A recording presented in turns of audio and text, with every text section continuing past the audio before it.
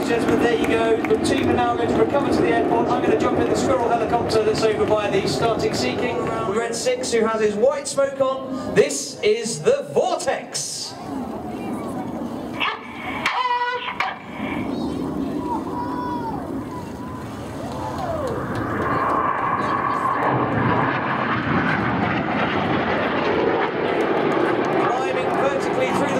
With the white smoke is Red 8. He's Flight Lieutenant Martin Pert, and it's his third year with the team. He's a former Hawk instructor, and then Perty moved on to fly the Harrier GR9. Left and right with the smoke on, the synchro pair are perched at around 2,000 feet. They're about to descend to their display height of 100 feet, and they'll be flying the opposition barrel roll. The next call you'll hear from each of the pilots is threshold. That means they reached their geographical point on the ground, which is their contract point, and they're going to continue with the opposition barrel roll.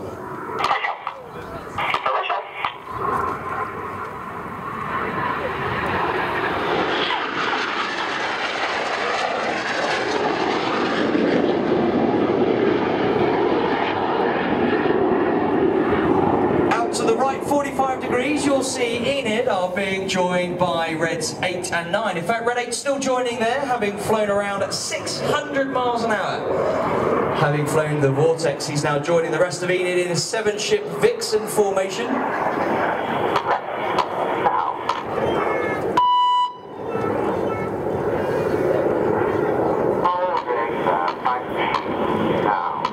Now get your cameras ready.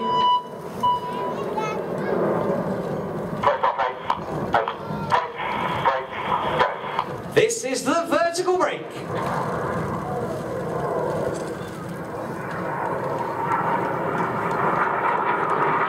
Left and right again for the synchro pair. This time Red 6 comes from our right and Red 7 from our left. Closing at 800 miles an hour. They're going to cross 3 times in opposing 360-degree 6G turns. Get ready for the carousel.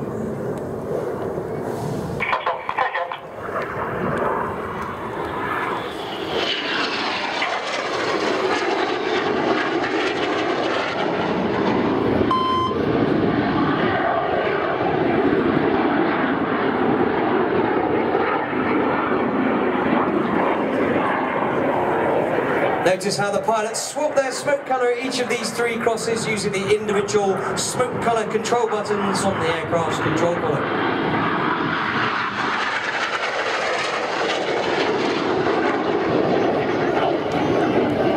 Now look to the right 45 degrees.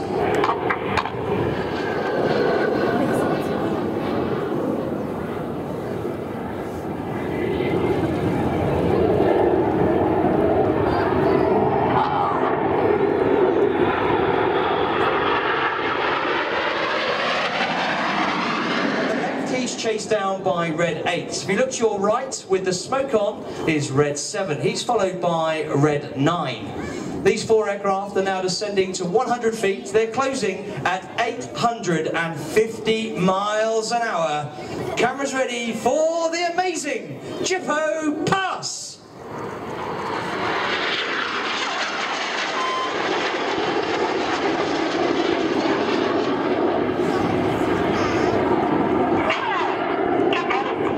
Synchro pair leave their smoke on. He's turning away from us at 6G.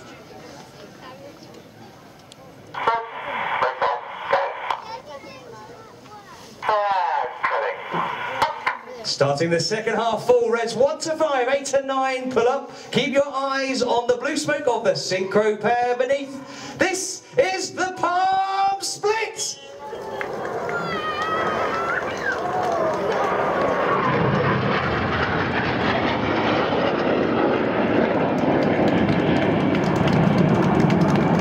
Smoke changing, they decided that Feathered Arrow was a mouthful to say on the radio, so we call this Fred.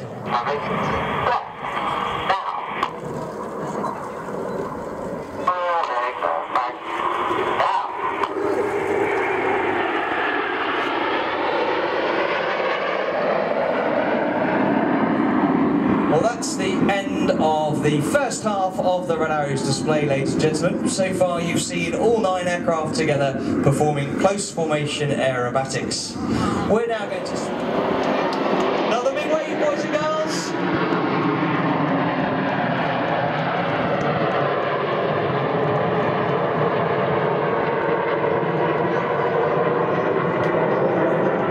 We fly all our formations with the odd-numbered pilots on the left-hand side. The even-numbered pilots fly on the right-hand side. And in their 3-year tour with the team, the pilots will generally start at the front near the leader, and as their proficiency improves,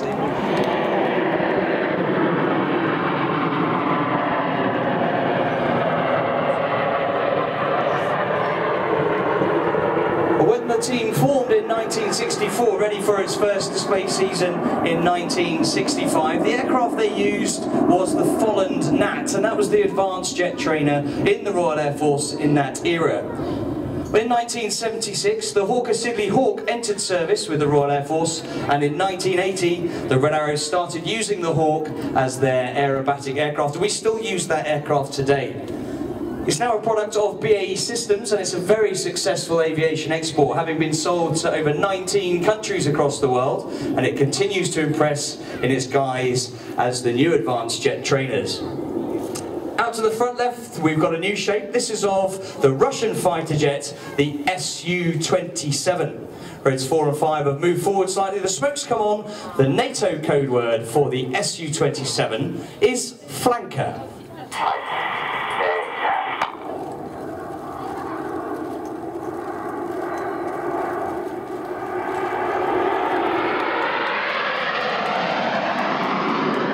They're flying at 400 miles an hour. In this left-hand turn now, you'll see the aircraft close to about 6 feet away from each other. Red 1 has called them into short diamond formation. Red 1 is squadron leader Jim Turner. It's his 3rd and final year as the team's leader. He's a former Jaguar pilot. He's very experienced in the display world, having displayed the Jaguar, spent 3 years previously in the Red Arrows, including leading the synchro pair. And then more recently, he spent 3 years as the official advisor to the Royal Saudi Air Force's display team.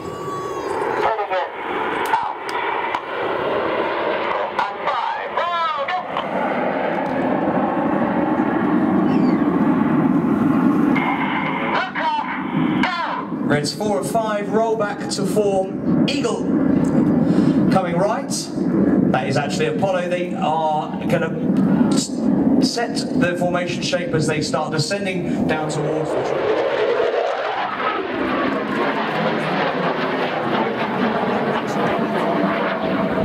The aircraft is also to do what's called super cruise, which means to be able to reach Mach 1 or above without even using the afterburner on the twin EJ200 engines.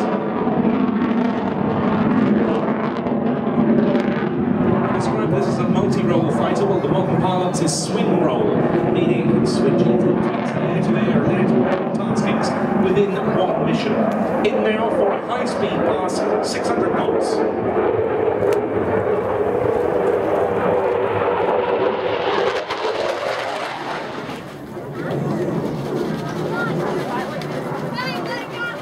The RAF has really led the way in rendering the Typhoon a true swing roll aircraft because it's ahead of the other customer nations so far in terms of having air-to-ground capability.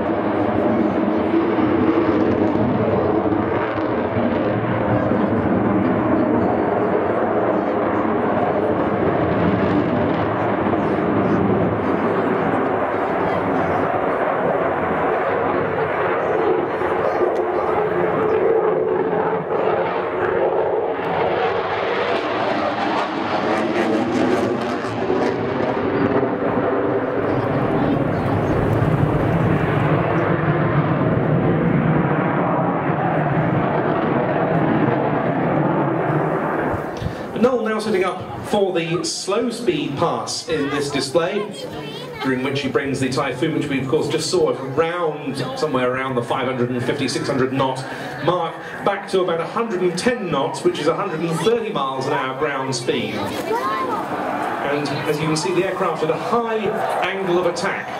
the nose very, very high when compared to the horizon.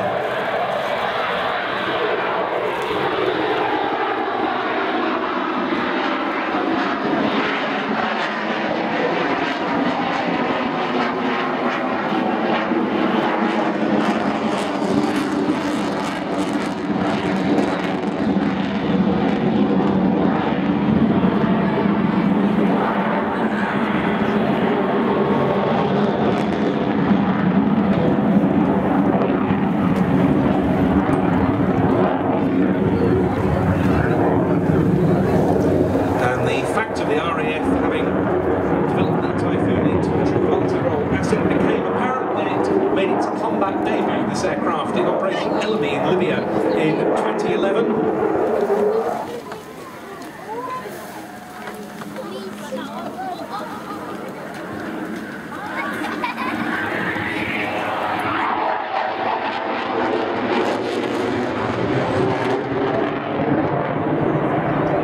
During that campaign, RAF Typhoons completed 613 combat sorties from their base at Giù del Colle in Italy. The type's first operational air-to-ground mission, 2 tanks of the Libyan government forces were destroyed near the town of Misrat. And now into a very uncomfortable outside negative G turn.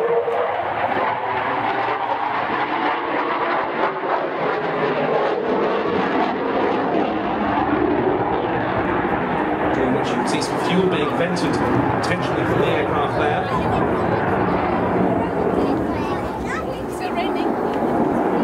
This one from number 29 Reserve Squadron, the Operational Conversion Unit, instructing newly fledged Typhoon pilots on the type, and it wears special markings on its tail fin in honour of the squadron this year.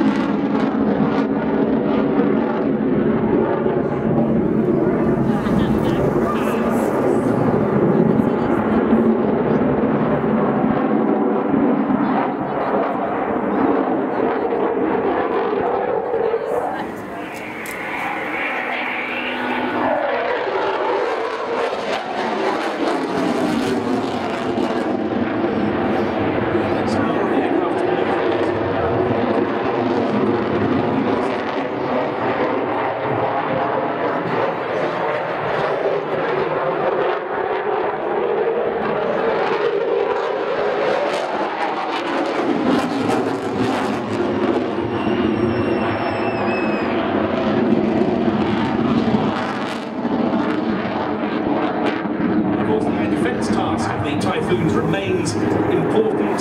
They often get scrambled to intercept, say, Russian bombers or probably edges of UK airspace. So airliners about which there may be security concerns. But now coming up for its final pass, and it's going to be a fast one again, 450 knots. Flight Lieutenant Noel Rees with the Eurofighter Typhoon, FGR-4.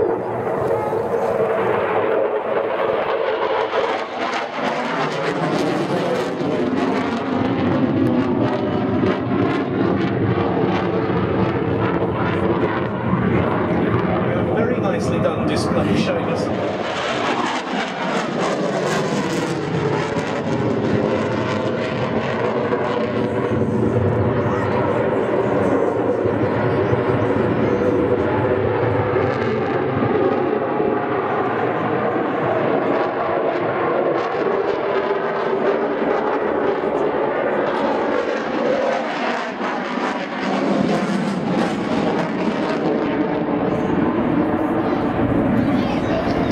chance there both to feel with the darkening sky and the afterburn.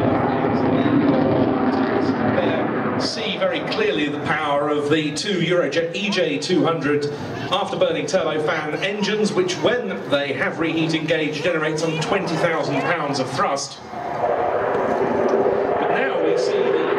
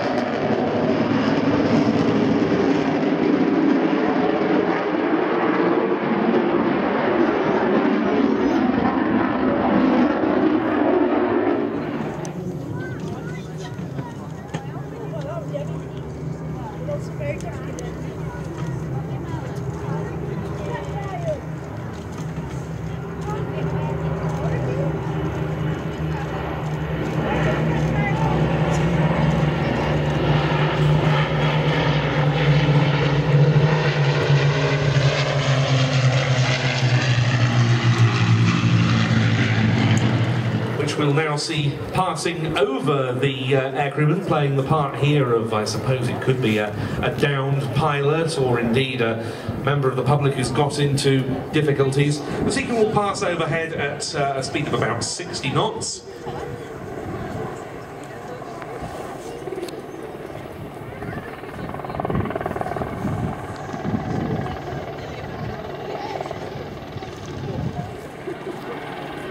Majority of call-outs these helicopters would be tasked with assisting. In fact, some 2/3 of them in all are to assist climbers in the mountains of western Scotland.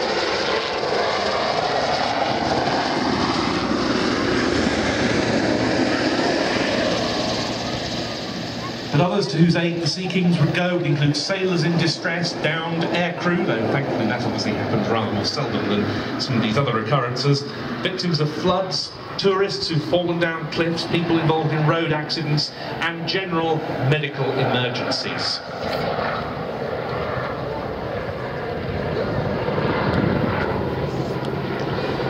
So the casualty, as it were, has now been spotted by the Sea King crew.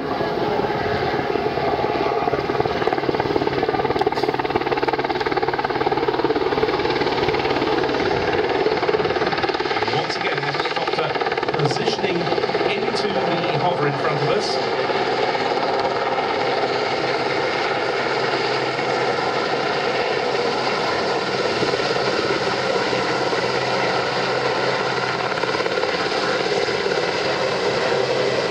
You can see clearly in the field the effects of the broken down wash from the helicopter. These are caused much more benign conditions than the Sea Kings would experience when, for example, rescuing someone off the back of a ship in pitching waters in appalling conditions with low visibility. Well, the survivor has been picked up, reaching initially to about 10 feet off the ground. The Sea King, meanwhile, climbing to 150 feet.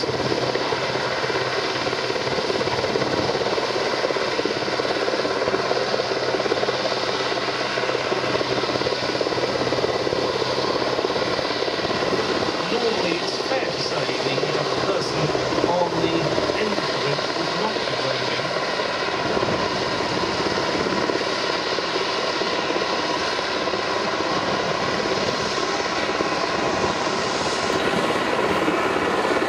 Now the Sea King is settling slowly.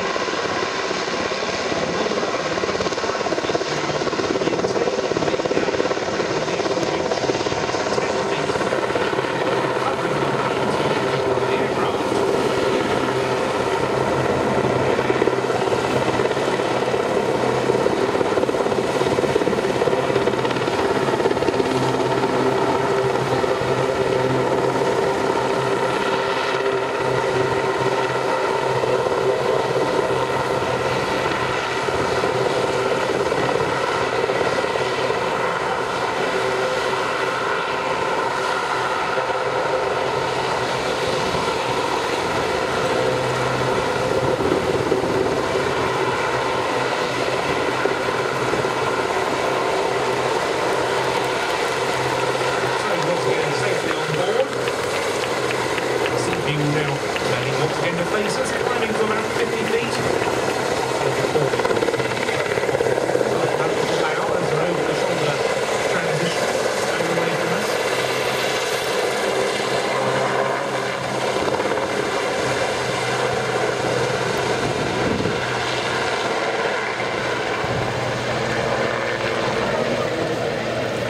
Last year, the search and rescue flight at HMS